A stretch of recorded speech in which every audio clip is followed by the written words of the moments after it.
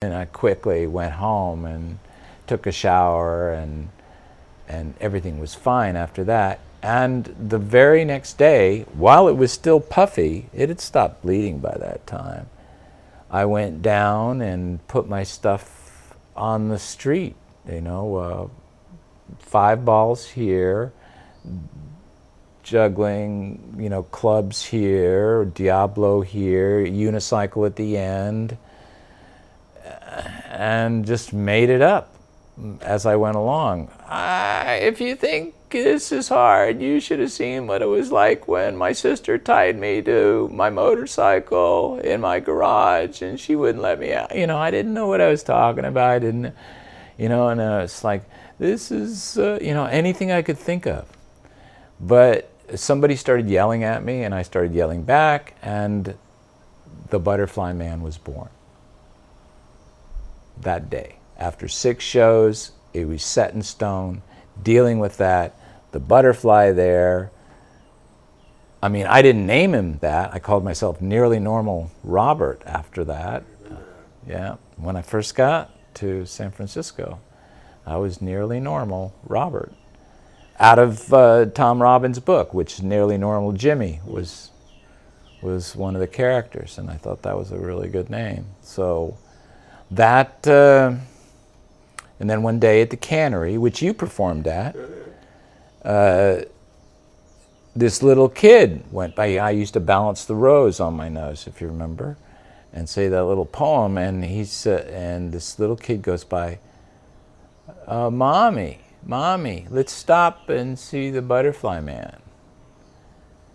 And I went,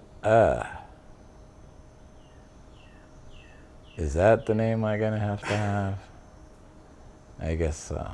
And so that was it. So I didn't really choose the name, the kid did, but as soon as he said it, I kind of went, yeah, that's what it's got to be, because it's so simplistic and unforgettable. And I became the Butterfly Man. And I never made a reference to it, if you remember, during any show I ever did. I mean, you never called yourself the Butterfly Man. Well, no, I would say that at the end. I did. Oh, yeah, My right. business card, I am the Butterfly Man. I thank you for your kind attention. I adopted it because it was the right thing to do. Yeah. And if you look at it, what did I do? I came into the world of busking as a totally unique looking individual. No way you could mistake me for Ray Jason, the other juggler, the blonde-haired juggler. You could take 10 people and tell them that. But there soon was to be a proliferation of jugglers on the scene, and I was never mistaken for anyone else. They were always oh, have you seen the Butterfly Man? And they go, what? What's the Butterfly Man? Because it sounded so ethereal and sweet. Right? And I even got gigs that people didn't know. For one for a Christian school, I remember, showing up and the Butterfly Man is here today. And then I come up and I start my act, and within 5 minutes, that'll be enough. Thank you. And we don't really want you here. But the kids were enjoying themselves. But I mean, it stuck, literally.